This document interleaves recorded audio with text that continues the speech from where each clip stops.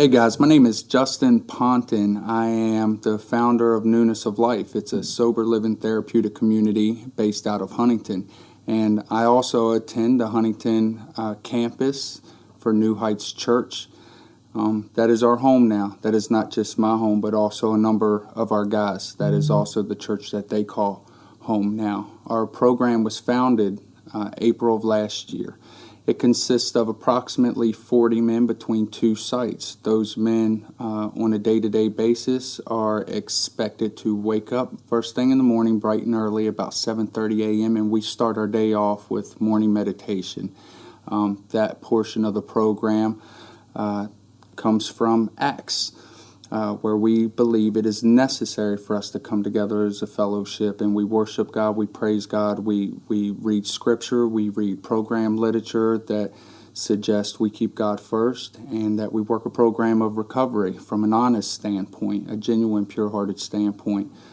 Our program consists not only of residents but also of leaders, and leaders not only in the program but also outside of the program. We believe that it is very necessary that we maintain integrity not only inside of the program but outside as well, in the churches, in the streets, or wherever we go, that we set a good example. We set the example for what recovery looks like in our community. So myself and the guys are fairly new to New Heights Church. We've been attending for about 2 months now, but my relationship with Pastor Ryan dates back to, as a matter of fact, it was the very first month that we opened up. April of last year, the property that we were able to obtain by the grace of God and some help from a person that in my life has become like a father and a mentor to me. He's also my sponsor in AA.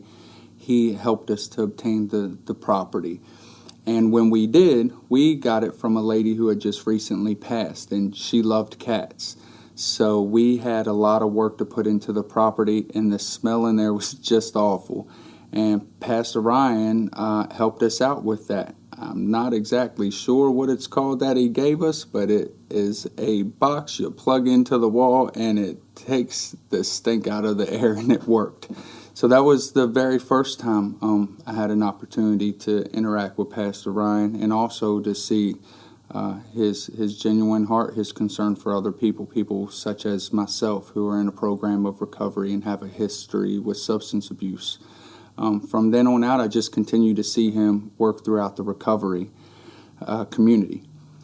And then one day, about 3 months ago, I was going through a very difficult time in my life, and like I mentioned, I'm in a program of recovery. I've been clean and sober by the grace of God for a little over 4 years. And about 90 days ago, I had a personal struggle inside of my recovery. And I had an honest desire to take a drink. And that day, instead of going to take a drink, I found myself at a local church at an event that was hosted by New Heights and Pastor Ryan and the praise and worship team.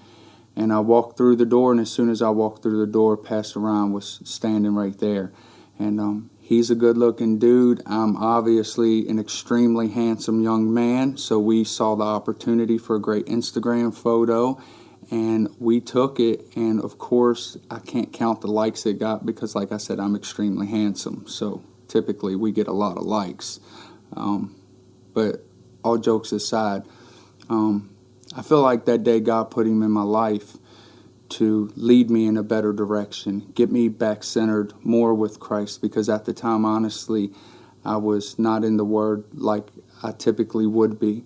My relationship with God was not as strong as what it should be and where I knew it needed to be. And a lot of the disconnect, I believe, came from separating myself from the church that I was previously a part of.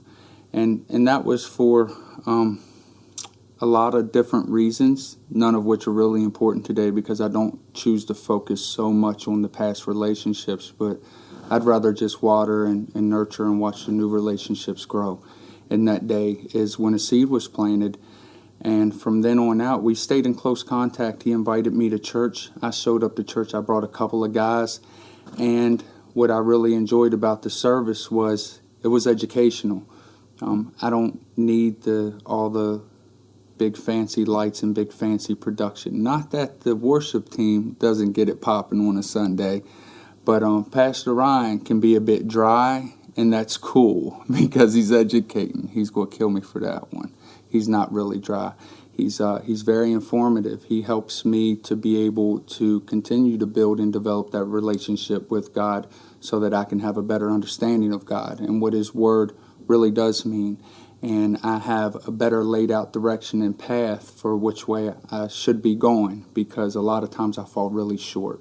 And I'm okay with that to a certain extent, only because I have the ability today to recognize it and take whatever steps are necessary to make sure that I'm doing everything possible to increase my walk and to find a more abundant life that's promised to me through my relationship with God. He's helped me to develop that. And also at the same time, He's helped me to feel a lot more comfortable with bringing my guys around. I'm very careful when it comes to them. They are my whole entire world. Aside from God, they are who I put first. They're my life and my purpose in life. So I'm very careful about what I do with them and where I take them, especially when it comes to the church, because if they're going to develop a relationship with God, I don't want it to be forced. I want it to be pure and genuine. And New Heights helps me to do that because they're very welcoming with our guys. They treat our guys with, I don't want to say a different level of respect and love, but the truth is I do feel like they do, because I feel like they understand and they recognize the need for that. Our guys come in pretty broken down and pretty sensitive, and when they walk through the front doors of New Heights until they walk back out the front door again and not out the back door, when they walk back out the front door again, they know that they have a home and they have a place that they're welcome. All right, so about 3 weeks ago, it started getting really cold out. And the way our church operates is we don't believe in asking the church for money. We just don't. We don't believe in asking for handouts. And I don't co-sign or approve of other programs that do. I feel like our men should be put into the church, sown back into the churches. I feel like our men, with their history and their past of substance abuse and hurting and harming themselves as well as others and damaging our communities, I feel like it's very necessary and important that we sow back into our communities and back into our churches and pay our own way and pay our taxes and be responsible for utilities and bills, things like that. The same very things that helped me to become a responsible man and a father today. So a lot of times we struggle financially, and that's okay because things always work out. And I can give you a good example. A few weeks ago, it started getting really cold out, and I was waiting to cut the heat on because we are, of course, always trying to figure out a way to cut back on cost. And I waited far too long. And I realized that one morning when I walked in the front door and I saw my breath. And all of the guys were bundled up in their coats. So I figured now is definitely the time to cut the heat on. And we went to cut the heat on in both houses, and neither one worked. And one has an electric air unit and the other one has a furnace. Neither one worked. So we tried to figure out what was wrong with them, and one evening he invited me over to Paul's house, and we hung out on the back porch. I was talking about the situation with the guys and with their heat, and really the way the conversation came up is I was stressed out, I was overwhelmed, and I was in my phone trying to problem solve, and I felt like I was causing a disconnect in the room. So I just shared what was on my heart and what I was dealing with, and Paul got involved in the conversation, and he said he knew somebody who was involved with HVAC work. So he gave the guy a call, a friend of ours, which turned out to be a mutual friend of ours, Scott Collins. And he gave Scott a call, and the very next morning, Scott sent out a technician to come check out the air. And come to find out, the one unit, the central air unit, needed a control board, I have no idea what that is, but pretty sure that's what he said it was. And the other furnace in the other property, he said it was so bad that he would not even attempt to light it because he did not want to be responsible for the house inevitably burning to the ground because it was in such bad shape. So he told me he didn't think he would be able to find the control board for that central air unit in the first property because the unit was not only outdated, but it's a very off-brand unit. And he said he could take a shot in the dark and try something, but he didn't want to promise anything. So when we got off the phone after the past 24 hours, I was just exhausted. I was very upset. I was very disappointed in myself that I let it get to this point, that I didn't try the air to make sure that it was okay before it ended up getting so cold out. And of course, I didn't really know what else to do at that point, but I was fortunate enough to be in my bedroom at my house. And in my bedroom, on my bedroom wall, it says prayer wall real big, and then I have like these this string that goes back and forth across the wall, and it has clothespins on it, and I have sticky notes with individual prayers on there from everybody that I know or people that ask for prayer. I'm trying to get a lot more disciplined and obedient when it comes to actually praying for people when I tell them I'm going to. So I look over, I see this wall. Thank God I was there at the time so that it made me stop for a second because I can get bad about that. I stopped and I went to ask God for some help, but immediately I figured he already knew that I needed it. I knew that he knew I needed the help. So instead I decided to thank God for this technician named Danny. I just thanked him for him. And that was basically it. That was all the prayer basically consists of. And I got a call back shortly after, and everything was looking really bad. Everybody was worried.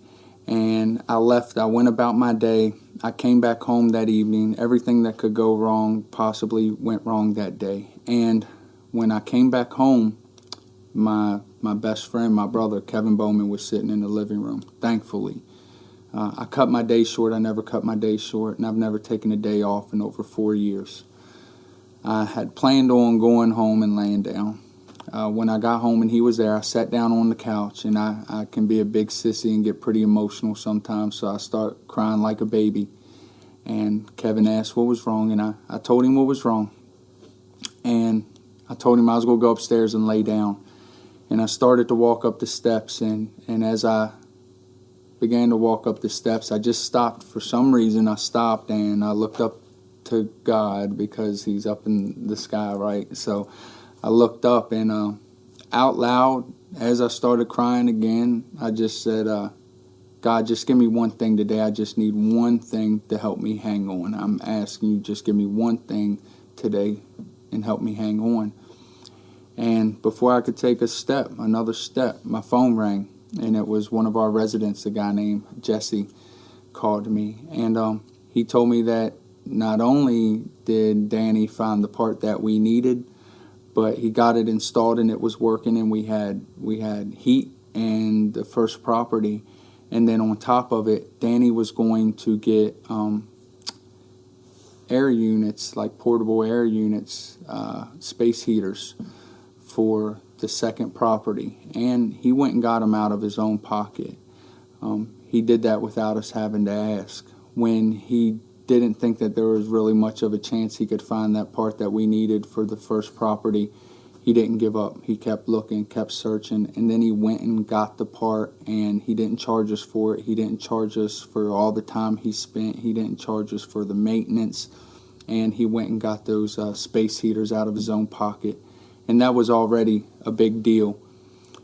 Then that evening, before I went to bed, Pastor Ryan shot me a text, and he said, I'm going to try to take care of the air in the other house tomorrow. And when he said that, I know it when I see it. Pastor Ryan's try typically gets done, I imagine, because I see in him what I know that I have in myself. If I say I'm going to try to do something, more than likely it's going to get done. I don't give up until it gets done. So I placed a lot of hope and a lot of faith in God, and I trusted God, and I trusted that when Ryan said that he was going to try to do something, it was going to get done. And then the next day, I got a phone call from him, and when I got that phone call, to tell the truth, I already knew what it was. And he told me, he said, "Are you sitting down?" I said, "No, I'm not sitting down, and I need you to sit down." And I had my hands full of stuff. And he kept saying, "Come on, I need you to sit down." And I sat down, and he told me that he had it all taken care of, that we were going to have heat in the second property. And I didn't really know what to say over the phone, because the truth is I wasn't surprised. So I was just like, man, that's great. And right away, throughout that week, Scott sent guys out, and Pastor Ryan, without really telling me a whole lot of details, he told me that a member from the church anonymously donated the money to buy the unit. And the unit was pretty expensive. It wasn't a little bit of money. In fact, to this day, the approximate cost of the labor alone, not counting the money for the unit, is the most anyone's ever done for us financially, because we just don't ask for things. So that was a really big deal for us. And Scott also donated the materials, and he donated the labor. So now both properties, air, it's pumping, the heat's pumping. Pastor Ryan went out and he got all of the supplies to winterize the properties, from the insulation to cover the pipes underneath to plastic for the windows to keep cold air out. Both properties are a little too warm for my liking right now, but those guys, they're safe. They have a safe, comfortable, accountable environment to maintain their sobriety in, work a program of recovery, develop their relationship closer to God, and in turn serve other people who come in behind them that need a hand up. And of course, God gets all of the glory. And with that, without Pastor Ryan and without Paul and the other members of the church and the ones who threw in and donated, these guys would definitely be cold this winter.